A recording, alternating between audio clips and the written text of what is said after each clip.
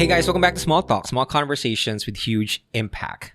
Now exclusively on Spotify, powered by Anchor. If you want to start a podcast like this one, go ahead and visit anchor.fm. And before anything else, I would like to greet each and every one of you.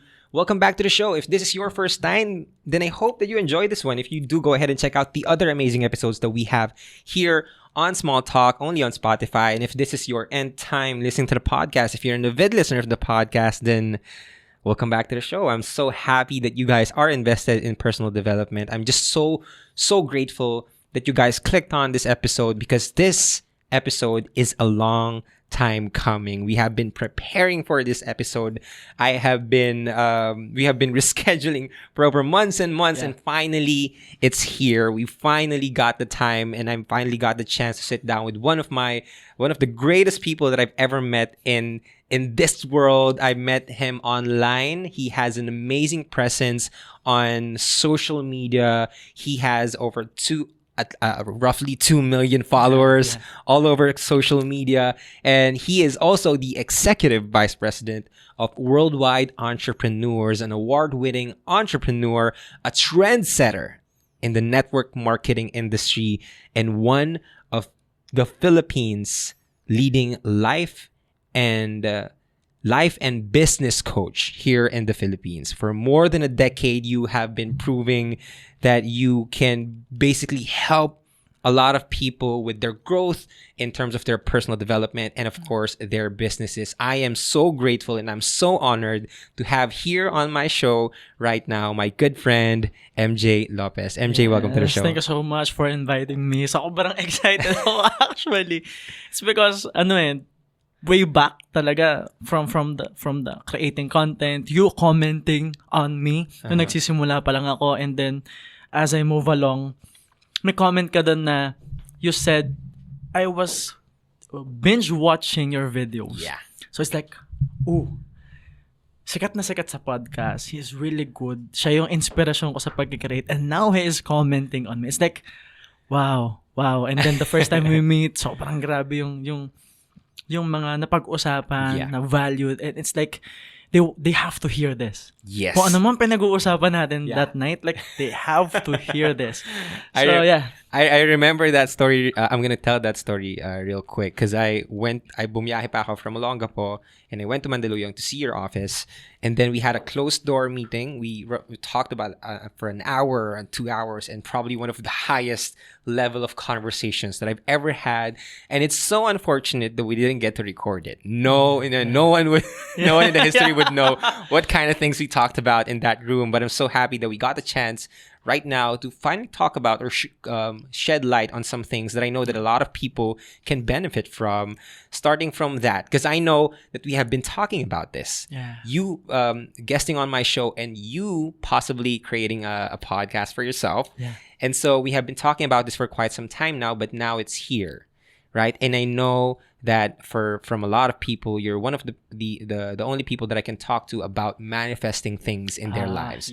Like the law of attraction. Some people don't want to believe in those stuff. Some people want to call it like magic or hocus pocus. But I know for a fact that it does exist. Yes. So can you tell me a little bit about manifestation and how can someone do it in their lives? Well, pinakamabilis na explanation would be kung ano yung iniisip ng utak mo.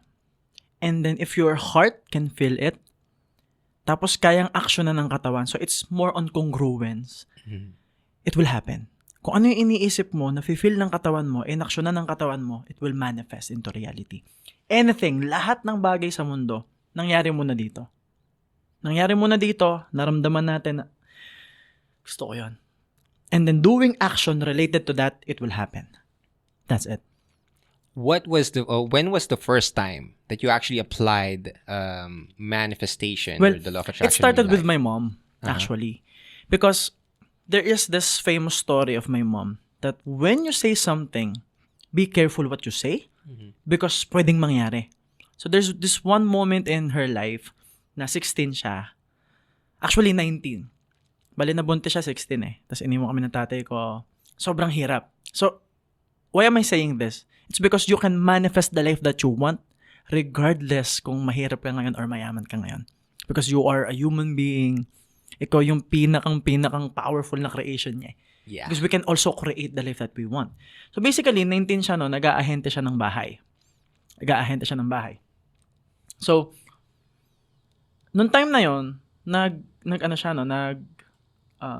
nagda-driving lesson. And then my lola said, bakit ka nagda-driving lesson? Wala kang kotse. And my mom said, Nay, magkakakotse ako eh.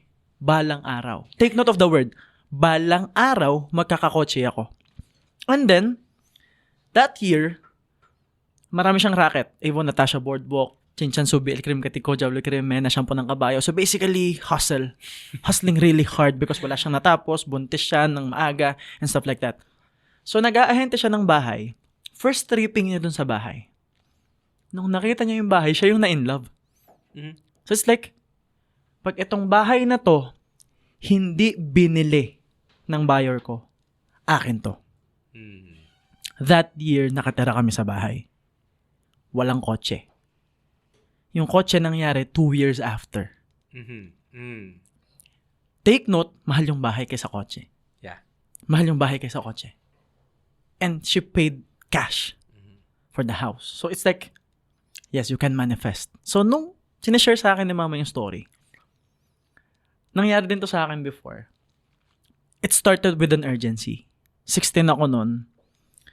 Wala akong choice. So it's like, I'm not manifesting this time. No, I'm not manifesting. I don't know about law of attraction yet. But it's just that, wala akong choice kundi ilaban. Na-scam kami nung 16 ako, 15 ako, going 16. So yung ina-idol kong nanay ko, na mahal ko, na binuhay ako mag-isa, na lahat tinuro niya sa akin, nakikita ko na iyak. So it became my urgency na gusto kong yumaman. Kailangan ko yumaman para sa nanay ko.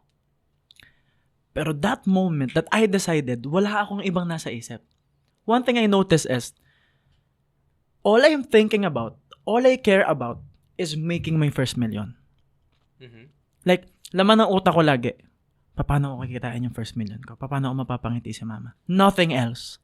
Nothing else. And then, whenever I think about it, kahit nasa init kahit pagod ako, puyat ako, ang sakit ng pinagdadaanan ko, physically I'm tired. Pero the moment na pumasok sa isip ko yung first million, making her so happy and proud, yung puso ko parang ramdam niya na, this is for me. I want this. And ang nangyayari, it's as if nararamdaman ng puso ko in advance yung feeling kapag nandun na. Oh, yeah. So what's happening is, yung katawan ko, kusa na nagtitake ng action. Because I'm not good. I'm not gonna say I'm good. I'm not good. I'm not good. Hindi ko alam. Hindi ako magaling magbenta.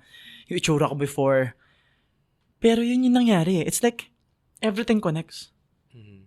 Kahit may pinagdadaanan ka, if you're thinking about it, nararamdaman mo, yung mga micro decisions every day connected me to becoming a multimillionaire at 19 years old for my mom.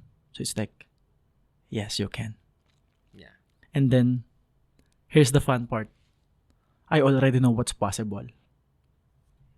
I already know what I can do. So it's like, try ko mag-set ng bago. Mm-hmm. Yun yung pinakamasaya.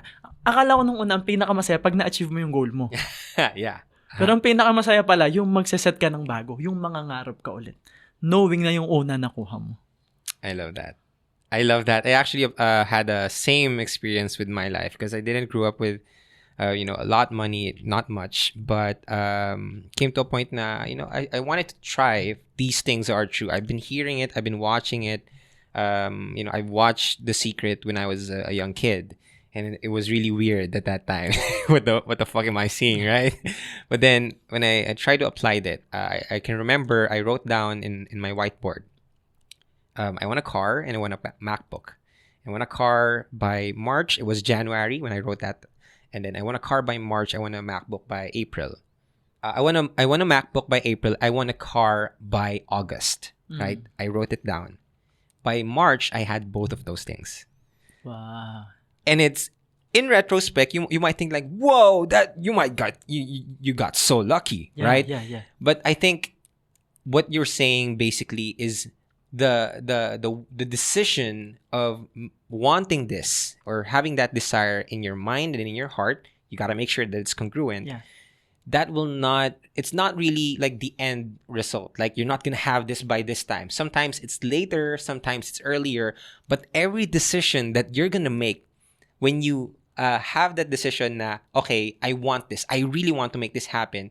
As you said, every micro decision is going to be guided by the thing that you really want. Yeah. And that's how you manifest things, right? Yeah. That's like the basic principle in trying to manifest things. Do you want to add something to that? Yeah.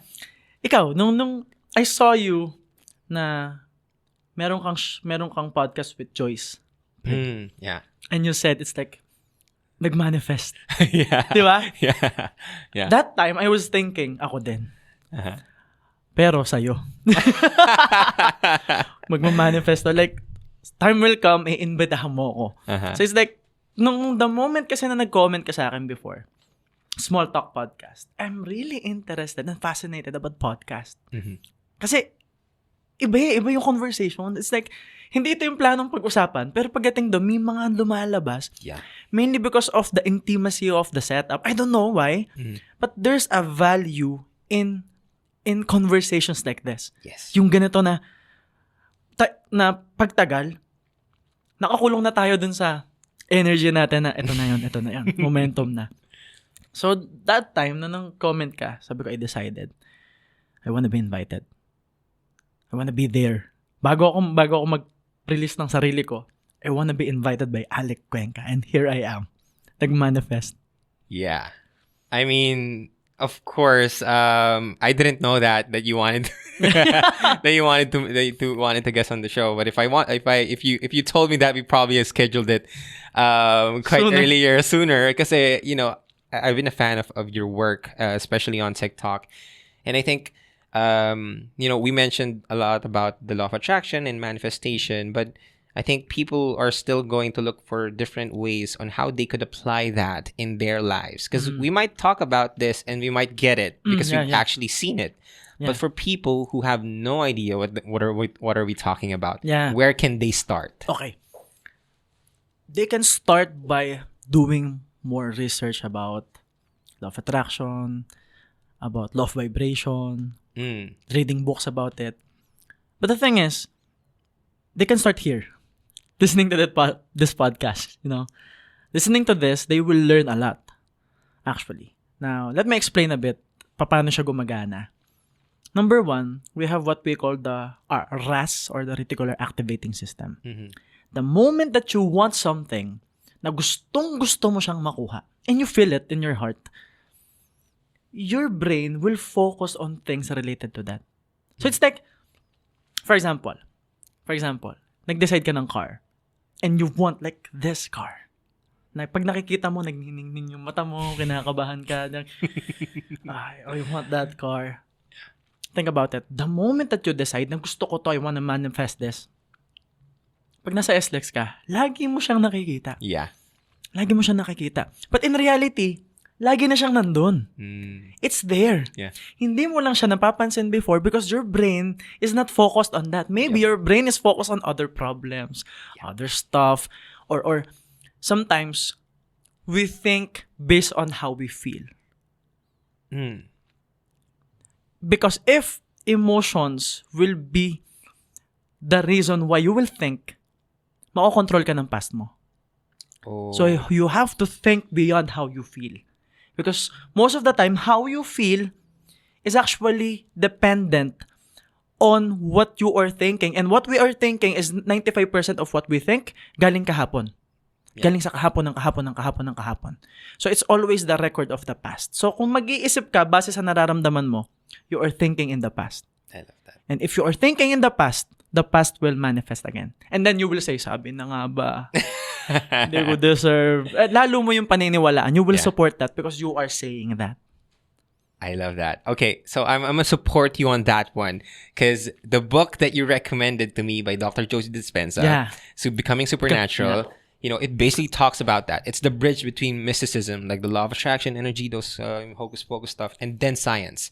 And I've been reading it, and it's been mind-changing. I cannot thank you enough, that you really said, now, okay, read that one. That's a good book.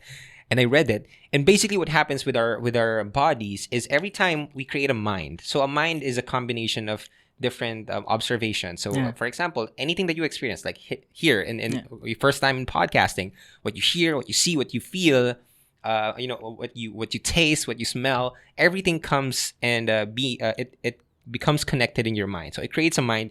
Every time a new neural pathway in your mind happens, there's an emotional quotient that Yeah. comes with it.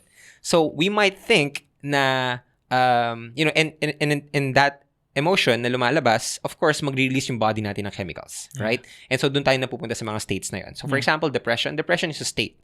It's not who you are. Yeah. It's not something. It's a state, right? You know how a depressed person would look like, right? Yeah. You would know how they would think like because the chemicals in their body, it's happening. You know it.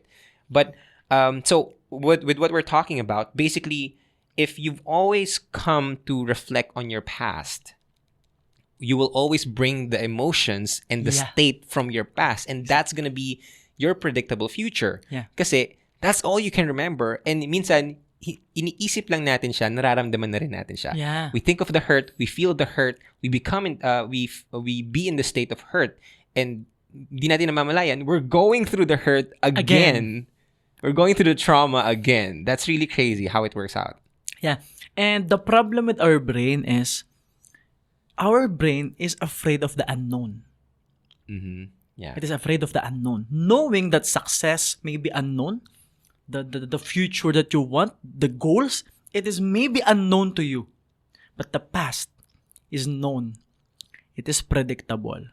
That is why laging ko sinasabi sa iba, hindi kayo addict sa substance. Addict ka doon sa feeling. Wow. You are not addicted to the substance. You are addicted to the feeling the substance will give you. And we have all these crazy addictions. And most people are addicted to a certain emotion. For example, pain. Sometimes, ayoko na masaktan, but they are deliberately, subconsciously doing that to themselves because it's predictable. At least I will feel something. At least may mararamdaman ako. Ayoko ma-reject. It's painful. Pero gusto ko yung pain kasi sanay ako doon. So it's like, ayoko ma-reject. But the thing is, they are not doing something new. They are not risking to do something new. Mainly because, balik pa din doon sa past. It's predictable. It's known. And ito yung nakakatawa, no? It's predictable. It's known. Sa sobrang powerful ng brain natin, the moment that you think about the past, yung katawan mo magre-release ng chemicals. Mararamdaman ng katawan mo. Yeah. Again. And yung decisions mo tuloy, magiging connected doon. Yeah. Mangyayari lang ulit. Tapos sasabihin mo, again, sabi na, hindi ko talaga deserve.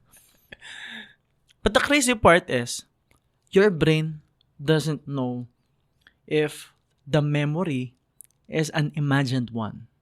Wow. Yeah. Ibig sabihin, if you are constantly imagining things, mentally rehearsing your ideal day, mentally rehearsing the future that you want, Yeah. tas naramdaman ng katawan mo, your brain will think that it is part of the past now. Na hindi siya bago. Kasi lagi mo siyang iniisip. Kaya nga, meditation, actually, there's another meaning to it, no? Meditation is to become familiar with. So your goal, when you meditate, when you visualize, is for you to become familiar with success. So that your brain will not be afraid of making decisions related to that. Kasi anything na hindi alam ng brain natin, it's like, ay, delikado yun, hindi natin alam yan. Success yan, pare. Bibili ng kotse, pare. Monthly yan. So if that's the case, iikot lang doon. Yeah. Pero if, paulit-ulit ka, repetition, actually, that's one start.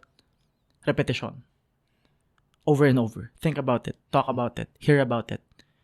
Do something about it. Kaya mahalaga din yung law of association. Actually, ba nitong topic na to eh. Nitong topic na to. But yeah, you were talking about the familiarity, right? And I believe that's really true. Kasi for example, I remember this quote by Scott F. Fitzgerald. Connect lang natin konti sa ating mga love life na topic. Sabi nila, you get the love that you deserve. Sabi niya, you get the love that you think you deserve. Sabi ni Scott Fitzgerald. But I realized that there's a better framing for that. You get the love that you're familiar with. That's why people in relationship, they always ask, why am I attracting the same type of men? Because you are living in your past. You are always thinking about the past trauma, the past hurt, and then that puts you in that state where you're going to make the same decision because that's what you're familiar with. And I love that you mentioned about meditation. And here's the thing, to simplify things out for the people who are listening right now. What you're familiar with is hurt and pain. If hurt and pain is what you're familiar with the past, and that's why you're in the present moment, ganyan ka, you're hurting and you have a lot of pain, then that means you can also familiarize yourself with the future, which can be done. You know, we know that this can be done because it's just our minds, right? We can't control our minds. We can do this by repetition. So if we become familiar with the future, a more favorable future, a more positive one, something that we like, we can make it happen. Yeah. Right? So with meditation and visualization, how do you have any tips on how they could start visualizing that, and what are some things that they need to remember as they go on through this process of visualization? Well, visualization means that you don't overthink. You just let it flow. So my technique, I'm gonna share with you quick my technique. Upo lang ako, open body position, feet shoulder level, hands on my lap, my palms facing up, and then relaxing music. Because when you close your eyes, here's the thing. Pag nakabukas yung mata mo, ang daming pumapasok na information. Yes. So it means na every time na maraming papasok na information, you are constantly stimulated by the environment. Right? But what you want is to be you. Like, what's the real you? Where's the real you? Because your body is something that you have. You are not your body.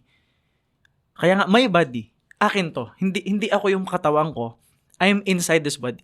So I want to access the real me. Like, where I am right now. So, when you close your eyes, automatic bawas na yung information. When you put a music, automatic bawas na yung information.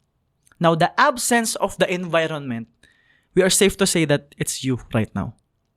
Alone, sitting right now. So, pag alone ka na, sitting, hindi ka na na-stimulate, wala nang anchors. Because everything that we hear, see, feel, at some point, it is a psychological anchor at something. It's like, may nakipanood kang movie na alala mo yung nangyari sa'yo. May meaning yan. Nakita mo yung ballpen, may naalala ka, nakita mo. And it's a game the brain is tricking you. It's like to feel that emotion like ballpen. Ayan, naalala mo, nanligaw ka dati, nabasted ka dahil sa ballpen. Stuff like that. So, pag nakapikit ka, you are now free to think about anything. And that's where you should start. Thinking. Think about, dalawa yung ginagawa ko, see and feel. See yourself achieving your goals, achieving your dreams, and then feel the emotions. Consciously feel the emotions over and over. And my tip is early in the morning. Don't touch your phone. Don't touch your phone yet. Because again, the phone is a record of the past. The moment that you check, the moment that you check your Instagram, your Facebook, your TikTok, you will see past comments. Because it's, nangyari na yun eh. And you will connect yourself, ay, ito yung ginawa ko ng ganito. Ay, negative yung comment. What you should do is you protect what you think and feel and see early in the morning. It's a habit of mine, non-negotiable. I will just kiss my daughter. I will go out. I will meditate. Non-negotiable. Hindi pwedeng. Because you will notice na iba ang tingin mo sa mundo. You are calmer. Iba tingin mo sa tao. Iba tingin mo sa mundo when you meditate. And you will notice then that you are making decisions, the right decisions. Like, yung normally dati mong ginagawa na bad trip ka kaagad, parang hindi. And then magtataka ka, normally naiinis ako sa ganda. Bakit hindi? It's because you are now having congruence. It's like your heart and your mind is now connected. Kasi pag hindi okay yung nararamdaman mo, most of the time, it's not just hindi okay yung nangyari. Most of the time, there's a disconnect with the mind and the heart. Kaya hindi ka okay. Kaya yung nafe-feel mo, parang Ba't ganun? Parang frustrated ako. It's because your heart wants this, but your mind wants this. Your mind is saying, pay the bills, pay the bills, pay the bills. But your heart is saying, I want to have fun. I want to feel love. But the brain is pay the bills. So there's a disconnect. Di ka masaya. Pag di ka masaya, you will decide based on your state. You will subconsciously make hindi masaya decisions, lonely decisions, listening to lonely music. Again, babalik ka sa past. It's a pattern. It's crazy how, at the surface level, we we're talking about this, but as we go into deeper, it's really human psychology. It's how we are living as human beings, and there's so many things to uncover. But hopefully, we get more episodes like this one, because I feel like we have a lot of things to talk about. But I have a question, because while I've seen success in manifesting and in the law of attraction, I've also seen things that I wanted to happen but didn't happen. Where do you draw the line from I want this, I'm going to make this happen, I must see this happen, versus I'm going to try another way, I'm going to pivot, I'm going to change what I want? Did you have any moments like that? Actually, ito.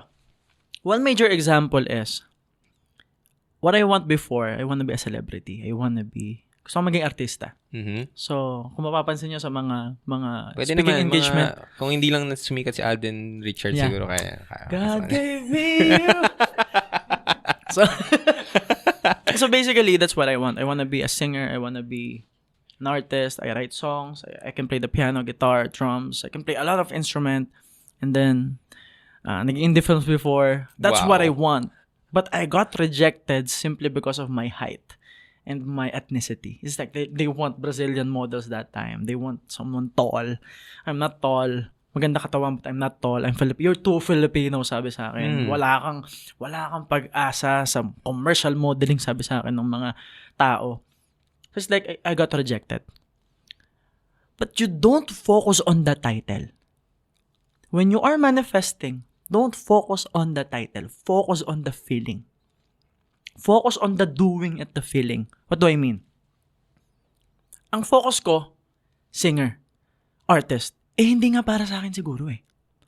Pero sabi nga, di ba, if you wanna move 10 steps forward, you have to dig 10 steps deeper. So okay, ano ba ang ginagawa ng singer? Using the voice, ginagamit mo yung boses mo to express yourself, to inspire people, to give them a message. Alright? Ano bang ginagawa ko ngayon? Ang difference lang, I was too focused on manifesting the singer, the title. Pero dapat, I should be manifesting the doing. Like, being in front of people, creating value, that should be the focus. Yun yung focus ko.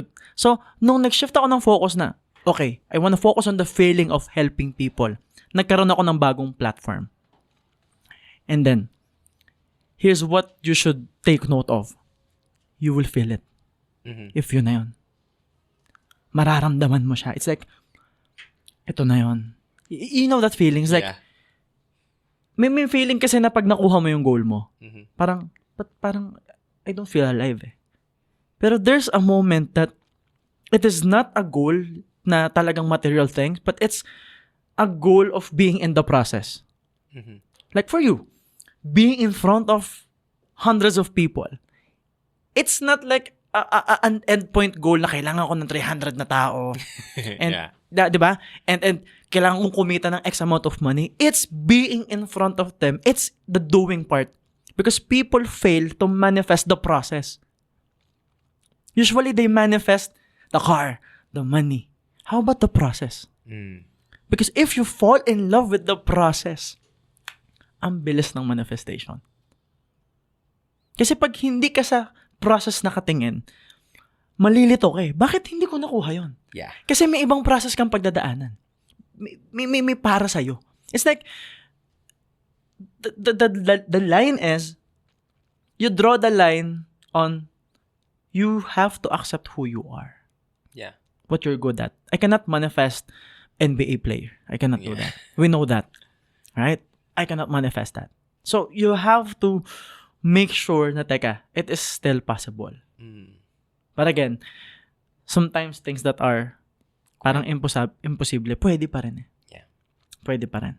But again, you draw the line on, okay, you want to manifest, imagine you in the process. Yeah. That's powerful. Yeah. So that your brain will be familiar with the doing part. Because again, law of attraction, the last 6 words is action. Again, you have to receive.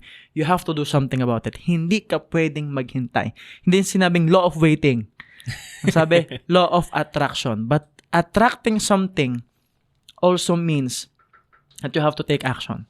For example, lagi kong sinasabi, success is not something you pursue. It is something you attract. Mm-hmm. It is something you develop. And success is always looking for a place to stay. Because if you are not the right person, success will not stay.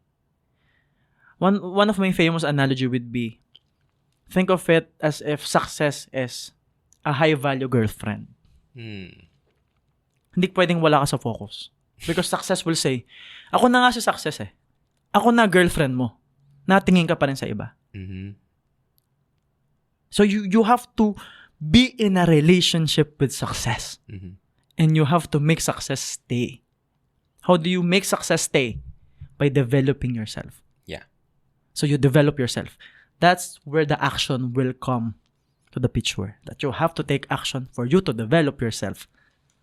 I think one of the most interesting things that you mentioned, obviously you said a lot of value and insight from what you shared, but I got interested on what you said about you bring the future into the now. So basically, you're collapsing time because you're not focused on the title itself. You're focused on the feeling that you get through the process. Yeah. During the process, what are you feeling? What are you doing? And once you're focused on that, the success happens now. The happiness comes now. You're collapsing times. A lot of people, and I think this is where the principle of the be do have comes in play. Yeah. Right? The be, do, Because have. we think that we have to be happy for us to be happy. We have to have happiness to be happy. But no, we just need to be happy first and then do happy things so we can have happiness, right? Yeah. How do you connect the those kinds of things? Are they connected, like the be do have principle? Yeah. And with what you're saying earlier. Actually, what I'm doing is I project success. I reverse engineer success. It's like, okay, I want to be successful. You want to be successful. Define mo muna. Mm-hmm. Because kailangan, para makarating ka sa pupuntahan mo, dapat alam mo kung saan ka pupunta. Yeah. Alright? So the universe can give you the direction. So, acceptance is your GPS. Alright? Because if you don't accept who you are, the universe cannot find you. Nasaan ka ba? Paano kita dadalhin sa success? Hindi ko alam kung nasaan ka. So, if you cannot accept who you are, hindi alam ng universe, teka, nasaan ka? Hindi mo ba tanggap na ito ka ngayon? So, that's acceptance. Like, accepting, ito ako ngayon. Alright? So, I reverse engineer success. Okay, I want financial freedom. Okay, I want time freedom, being able to do the things that I love to do. Because financial freedom and time freedom doesn't mean the absence of doing. It means doing more of the things that you love. Mm-hmm. A lot of people, hindi naiintindihan yun eh. Akala nila manifesting life, kailangan nasa beach. No, that's bullshit. Freedom is this. Because we love doing this. Yeah. Puno yung schedule natin, but we're happy. Because this is what we love to do, creating value for people. We are having fun. Yeah. It's like we're not working. We're just having a conversation. And then we let them decide. And we let them share the value with people. Alright? So, freedom, health, relationships, and fulfillment, being able to help. And then God, I always put God above success. Because He's the creator. Now, naka-itemize na sa akin lahat ng what. Okay, ito yung mga bagay. And then I ask a very powerful question.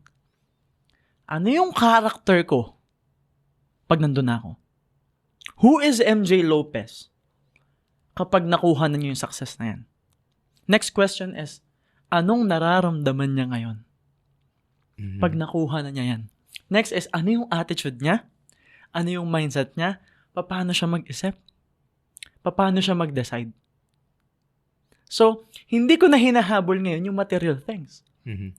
What I'm trying to pursue is becoming that version of MJ. And guess what? It's free. It's fucking free. And you can do it right now. And you can do it right now. Yeah. You just decide na, okay, kailangan mag-decide ako ng ganito, kailangan ganito attitude ko, kailangan mabait ako sa mga tao, kailangan grateful ako ngayon. Yeah. And here's the crazy part. You are not going to tomorrow actually. Tomorrow is coming to you. For me, that's the concept of time. Yung bukas yung papunta sa'yo. Yeah. Hindi ka papunta ako bukas. Hindi ka papunta sa bukas. Hindi mo rin pwedeng i-delay yun. Papunta siya sa'yo kahit anong mangyari. Lagi kang nasa ngayon. Yeah. So if you can be present in the moment, feeling that feeling of the future, yung tomorrow mo pabilis mag-manifest. Wow. The crazy part is you will notice decisions, crazy decisions na bigla mong naisip. Now, here's the crazy part. Sometimes may idea. Ideas are sometimes frequency. Right? There's a famous story about Michael Jackson.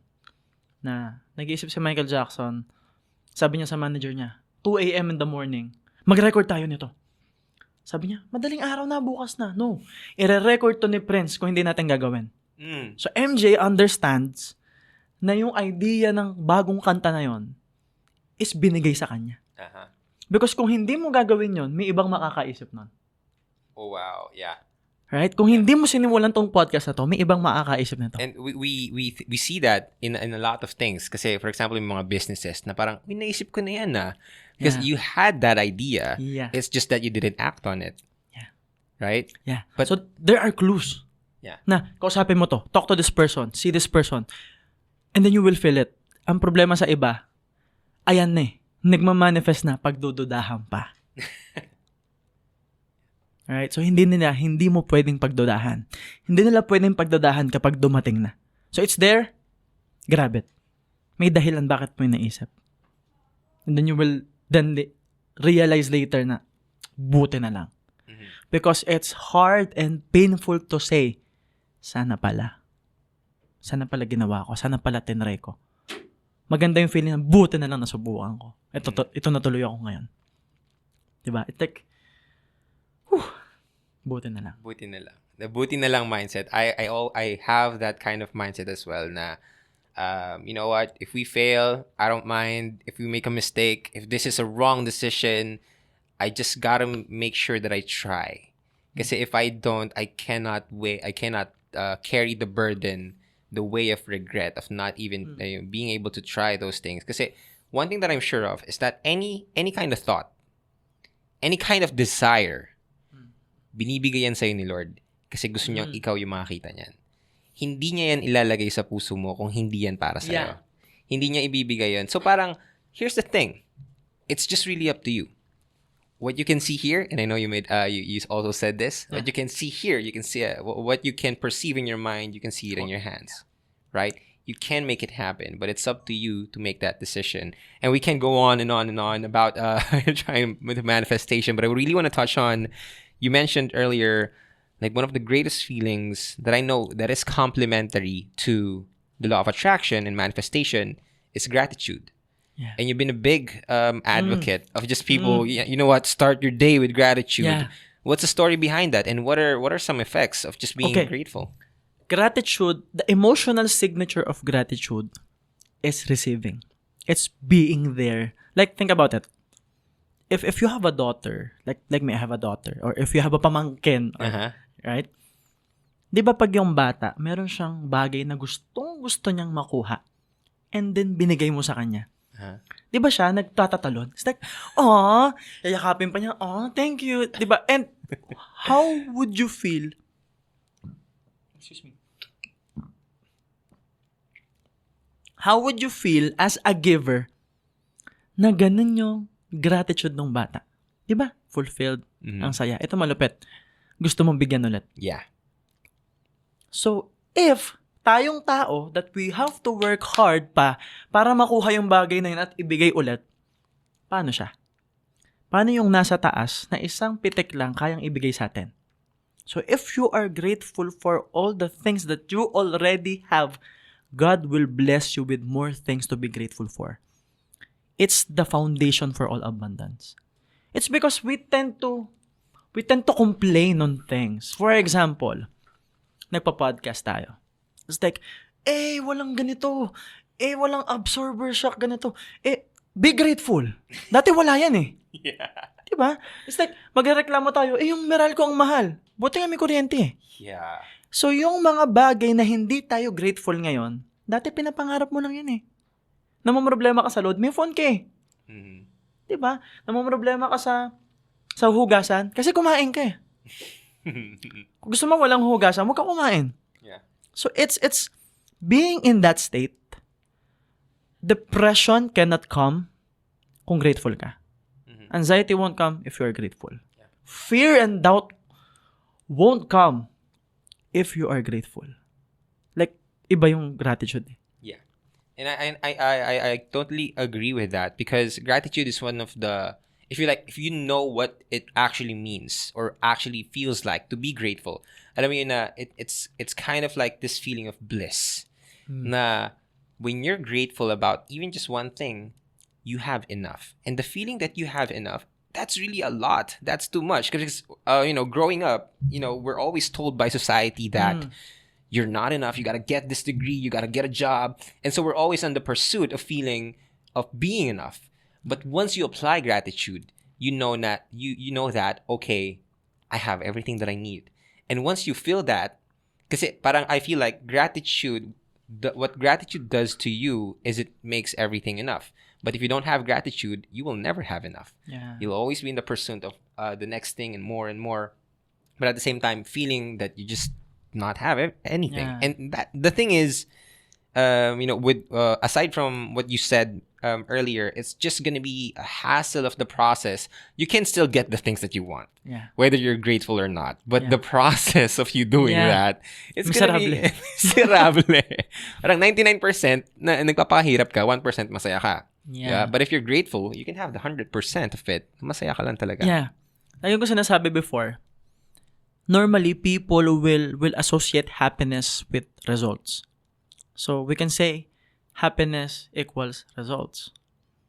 But results will be equal to process.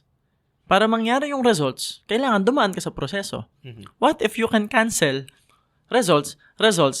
Happiness is equal to the process. Mm-hmm.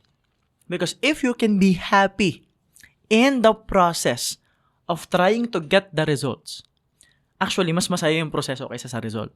Because the results are flat. Bro, it is fucking flat. It is fucking flat. It's like, ito yung achievement. It's flat. Pero nasa ng growth? Nandun sa pagpunta mo dun sa goal na yun.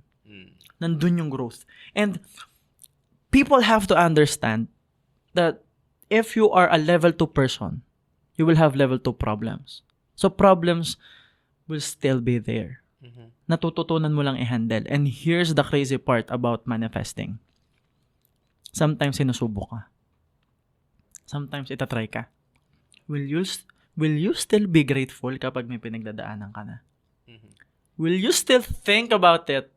Feel good? Be grateful kung sobrang bigat ng pinagdadaanan mo? Kasi there will be times na bago mag-manifest, dadaan ka doon.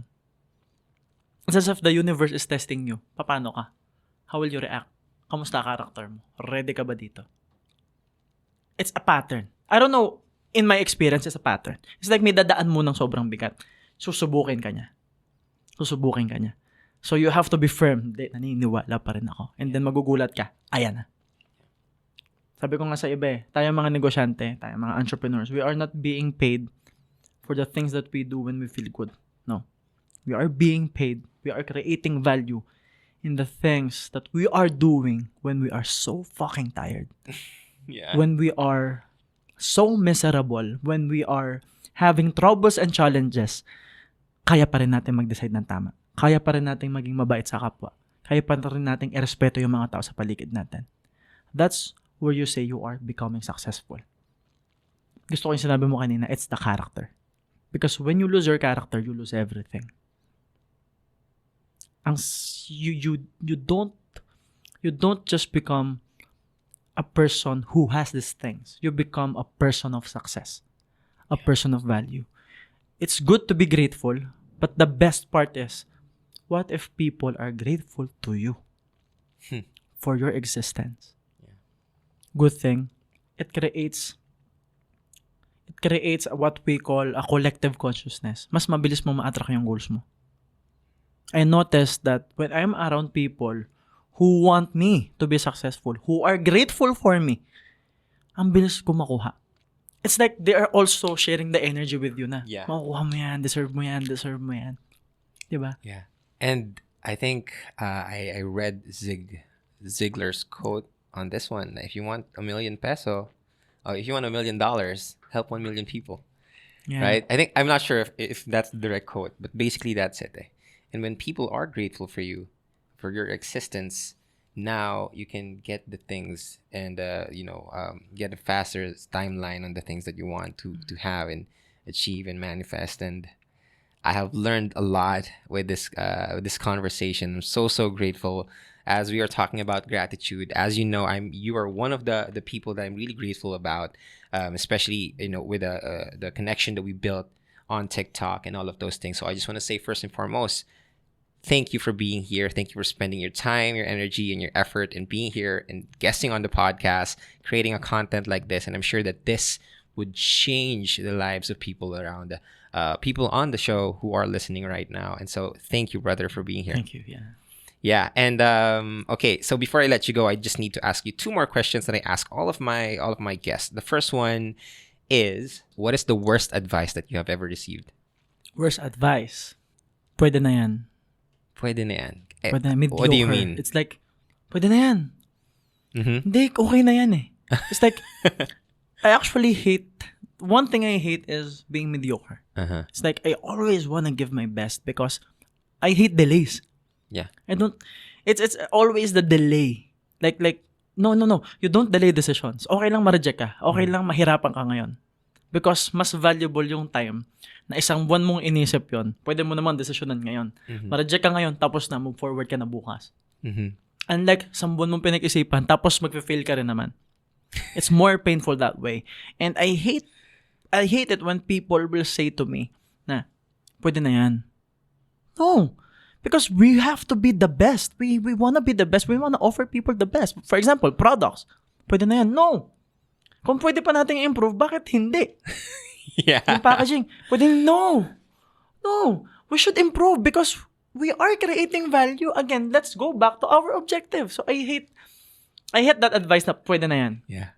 In everything. Yeah. In everything. In relationship. Yeah. Like pwede can na you yan. imagine? Can you imagine getting married? Pwede nakilala mo siya, pwede na yan. Di ba? Okay.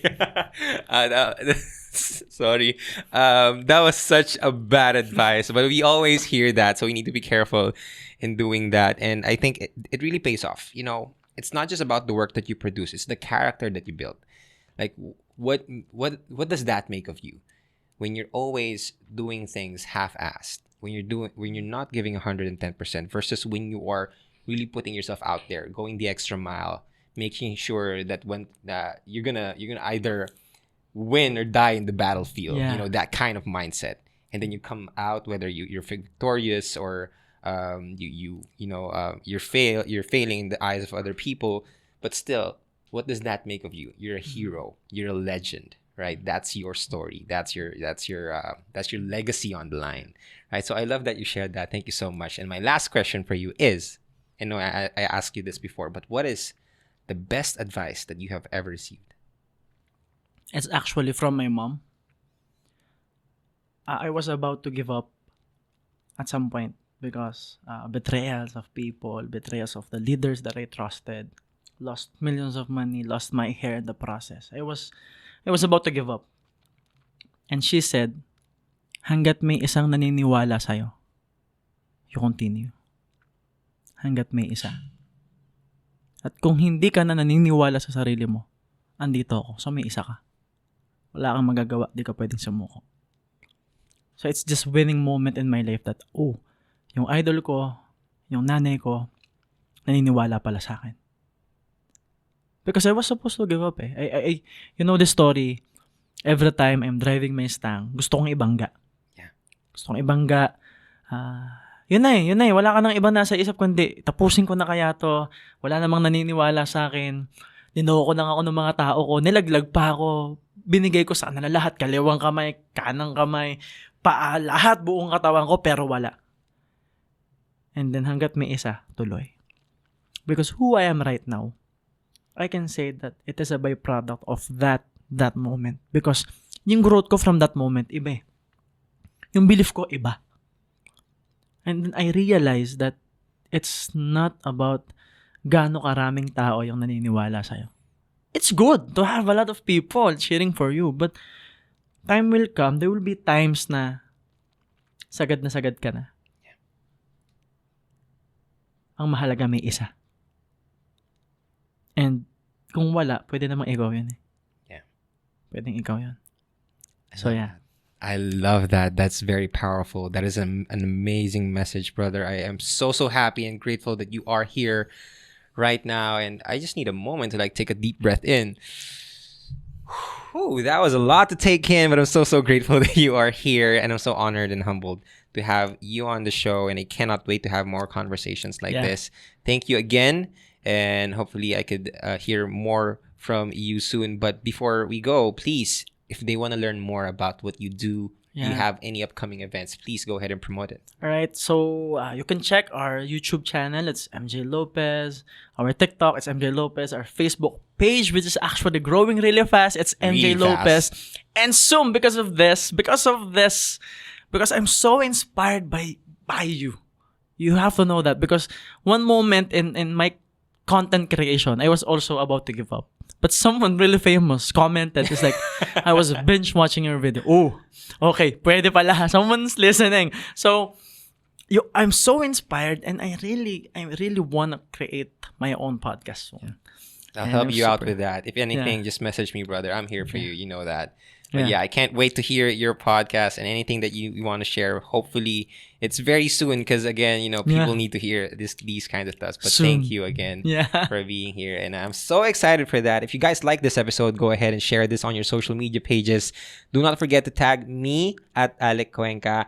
And wala na ito baterya yung video natin, so dito lang ako harap.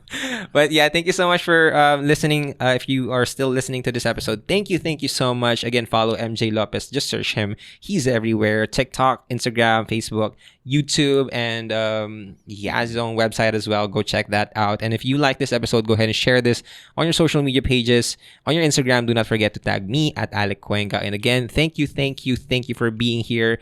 If it's not too much of a hassle, then please rate this podcast a 5-star rating. Yes. It helps the podcast a lot. So if you do that, I'll be forever in debt to you guys. Thank you guys so much for listening. Again, this is Alec Cuenca. This is Small Talk, Small Conversations with huge impact, now exclusively on Spotify, powered by Anchor. Thank you guys so much, and I'll talk to you guys next episode. Bye-bye.